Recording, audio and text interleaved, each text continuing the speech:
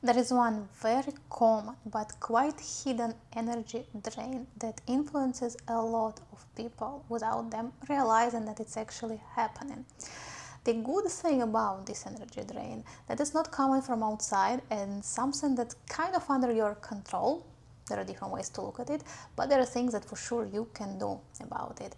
And that's what I want to share in this video. What is this energy drain? How I noticed it. And what you can do if you have it with the awareness and with certain different choices, so you can stop losing your energy and the time of your life for something that doesn't serve you. If you're new to my channel, my name is Lisa. I'm a certified transformational and trauma-informed life coach, and I'm also the author of The Return from Fragmentation to Wholeness, a 100-day system to reclaim your energy, power, and authentic self. So I will tell you my story with energy drain. I was looking what energy drains are still present, what energy drains are still influencing my life. If before I was looking like when I'm thinking about this, then kind of I feel this, and I'm not doing something, or I'm feeling worse, and it kind of leads to this stuff. I was doing similar things with certain triggers, certain situation, and then I just saw very clearly that is not just specific thoughts, it's thinking in general. If it doesn't serve any specific purpose, and it's a bit questionable whether it serves purpose or not, because more often we will think that it is, and in reality it's not, and that's where awareness can help you. So thinking just by itself can be a really huge energy drain, and something that can be happening without your awareness. You're maybe aware that you're thinking about something, but you may be not aware what it's doing to your state and your energy, and later your actions and kind of your life. And when I start observing it more and more, because in general I was already aware about thinking and following some spiritual teachings, like for example by Eckhart Tolle or David Hawkins. It's not like something completely new to me, but I saw it as like in specific moments what it's really doing, even when you kind of don't really see the connection straight away.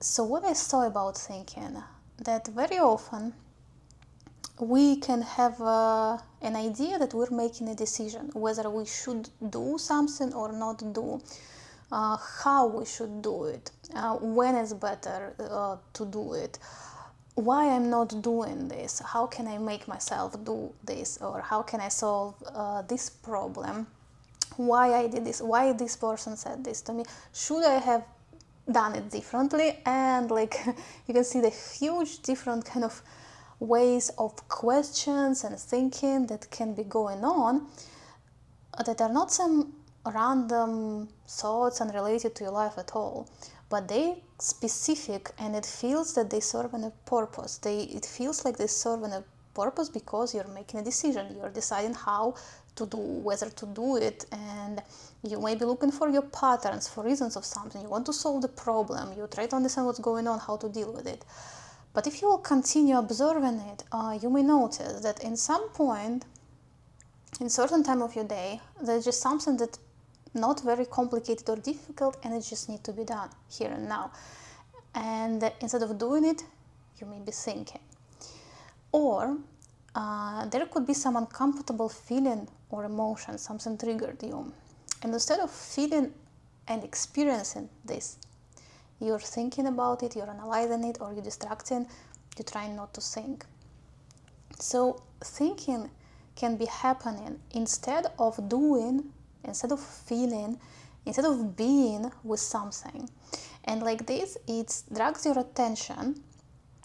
It drags your attention also with this illusion that by this thinking, you doing something, that it's not wasted time and that is not wasted energy, because you can feel that you're solving a problem, because it can feel that you're making some plan, it can feel that you evaluating of pros and cons, that you're finding the reason, that you're looking for answers, that you're analyzing something.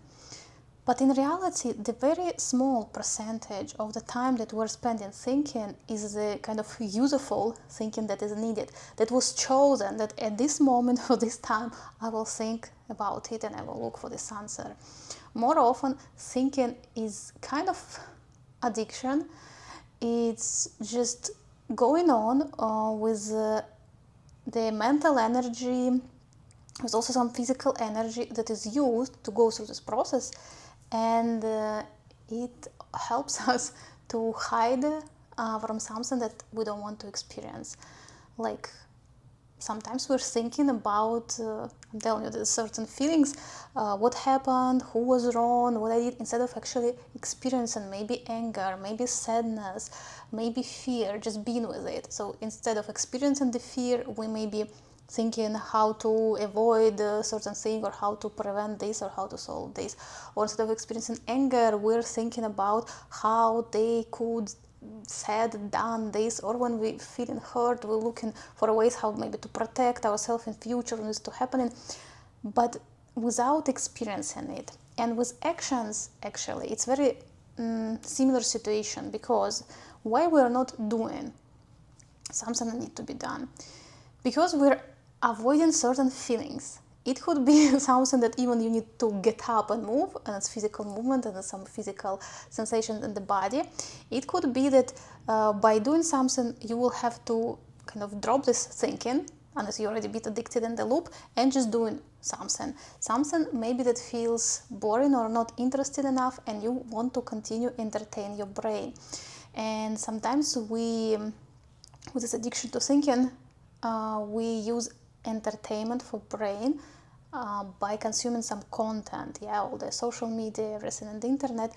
It's not very often happens in a way that you really wanted to see something specific, to find some specific information, to read something specific.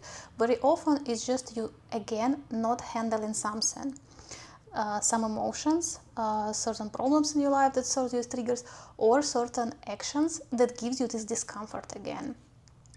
And what I noticed that if we kind of start seeing thinking for what it is in each specific moment with awareness, what I'm doing here and now, what are my thoughts about, are they really necessary now? Do I really need to solve something now with the thinking? Will thinking really help? Very often not. Very often thinking is something that's sucking the energy, taking your attention, and leading you nowhere. So when I start seeing it in this way, again, not just like before, when I was practicing meditations and presence and all these kind of things, when I'm observing thinking, not following the thoughts, it was always very beneficial. But once I saw it now as an energy drain, it became really obvious for me that it's not just spiritual practice, it's something very related to everyday life, to results that you get in here, with how you feel, with how you perform, with what kind of the things that you're doing, even very simple ones. It influences a lot also procrastination. If there is this addiction to thinking without doing, that's how you can procrastinate a lot. And I made videos some time ago about perfectionism and procrastination, when they go together, because for me this was one of the huge blocks for me, these kind of drains that were stopping me from taking actions, some important actions, even like making this YouTube channel, but also in other areas of my life. When I saw these things for what they are, and I started working with them, I started changing my approach, and I started living differently. I started feeling better, I started doing more. And it's not like my thinking disappeared and it doesn't bother me anymore, no. But what's happening here, once I saw it, and once kind of I realized that thinking, especially overthinking, it's an energy drain. It's an illusion that there will be some answer. It's something that's pulling me away of facing something uncomfortable, of doing something maybe scary or difficult or boring. I start, it's not like I start all the time when I see it, just stop it and do, but once, that could be a trap also. It's better to start with accepting what it is when you see this thinking, and then you decide, whether you do something or not do, whether you focus on feelings or not focus on feelings, or if you don't want to do it, at least you decide to not follow the thinking or see it as what it is. Because once you remove this illusion for kind of the idea that you're doing something useful, that you're getting somewhere with this thinking, you will not be able to continue kind of lying to yourself. And then every time you will see what is really happening in this moment, the more you will see it, the more often you will be making different choices. And that's a very powerful thing when you stop this constant analyzing, solving, planning in your mind, and just decide or to do what needs to be done or to do nothing, but without this kind of thinking. And that's changing the state and the energy and then the results, because you can really start doing more what needs to be done, or doing something more difficult or boring or scary. Like, it's really you start getting this tool, this power of a choice to do things differently. And if you're interested in this topic, one of the videos that I published maybe a week ago was exactly about how to stop overthinking. I'm addressing this specific topic there, kind of very practical, with the way I speak there, with the question that I'm asking there. I'm kind of inviting you there already to stop the overthinking loop if it's happening kind of here in the moment. And once you see it, once you feel it, it's becoming easier and easier. The more you're working on your awareness, you have this kind of choice of what to do with it. And if you have this problem that you notice, and that you don't have enough of energy, that you're tired maybe for no reason, that you think you may have some energy drain, or that you're procrastinating, or you see yourself as a lazy person, that very often is not laziness, it's different things. I have a playlist here that I will put the link, that is called Get Your Energy Back, and I'm cover the topic of energy in different ways, and with nervous system and energy drain, and dopamine detox, and the freeze response of nervous system. So all different angles. It's not all about the energy. I will continue talking about it because it's one of the very important topics for me, as I've been kind of struggling with low energy and not doing things for a long time, and difficult to force myself and then go into freeze. So it's something that I'm exploring all my life from all different angles in different periods. The reasons are different, but I'm covering it a lot, and maybe if it's your thing, you can find something useful for you here. So you can subscribe to my channel if you want to get more useful information on the topic. And if you want to go deeper, I already mentioned about my book. There is also a lot about awareness and energy. First half of the book, I explained the theory of fragmentation, how you lose your energy in different ways. And then the system for 3 months, 100 days. Everything that you do is getting your energy back, also working with your limiting belief, with unprocessed emotions, traumas from the past, and also energy block in different energy centers of your body. I'm covering also all the main 7 chakras. So if it's interesting, you can check it. It's available on Amazon. If you have any questions, you can leave me a comment below. Thanks a lot for watching. I hope you enjoyed the video.